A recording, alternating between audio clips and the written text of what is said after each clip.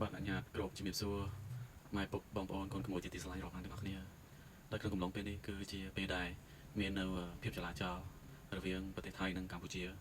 ហើយខ្ញុំចង់និយាយថ្ងៃនេះគឺដោយសារតែតើតើនឹងការអប់រំឃើញថានាំសប្តាហ៍ច្រើនដើម្បីមានការបើកនិងបង្រៀនណែនាំវិទ្យាអប់រំដល់ក្មេងៗភាគសឹកហើយយ៉ាងណាដែលឡែកសម្រាប់ខ្ញុំប្រហែលថ្ងៃមុនខ្ញុំបានថាខ្ញុំនឹងខ្ញុំបានឈប់ក្នុងការអានរឿងនិទានផ្សេងៗណាដើម្បីចែកជូនដល់ក្មេងៗហើយដោយសារតែថ្ងៃនេះខ្ញុំឃើញណាខ្ញុំឃើញមានការបើកចំហច្រើនអញ្ចឹងហើយខ្ញុំបានគិតថាគួរតែរៀបចំរកពេលវេលាដើម្បីអាចជារកពេលខ្លះពេលបន្តិចបន្តួចហ្នឹងដើម្បីធ្វើការអានឡើងវិញជាក់ស្ដែងទៅខ្ញុំអត់មាន fan ច្រើនទេ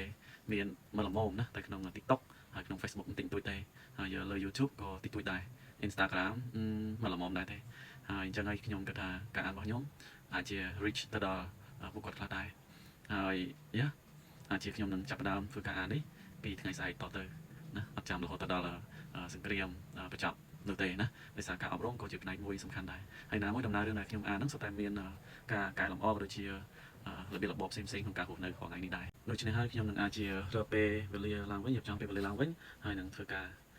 អានពីដំណើររឿងខ្លីៗណាចាប់ពីស្អែកទៅទោះរវល់យ៉ាងណាក៏ដោយណាពេលផឹកព្រលឹមខ្ញុំរៀបចំរកស៊ីថ្ងៃឡើងរៀបចំដើម្បីរកស៊ីពេលថ្ងៃមួយទៀតពេលល្ងាចត្រូវទៅបរៀនណាថ្ងៃសិក្ខាសាលារហូតដល់យប់តែវាមិនជារាល់ថ្ងៃពីទេការរវល់ហ្នឹងតែថាការរកស៊ីរវល់រាល់ថ្ងៃហ្នឹងហើយតែយ៉ាងណាអត់អីទេឆ្លៀតណាដើម្បីក្មេងៗជាកក្រោយហើយគាត់បានយល់បានស្គាល់បានសិក្សាជាពិសេសគឺគាត់ចេះគិតពិចារណាអ្វីទៅដែលជាកត្តាត្រឹមត្រូវក៏ដូចជាអត្ថប្រយោជន៍ណាសម្រាប់ចំណេះចេះដឹង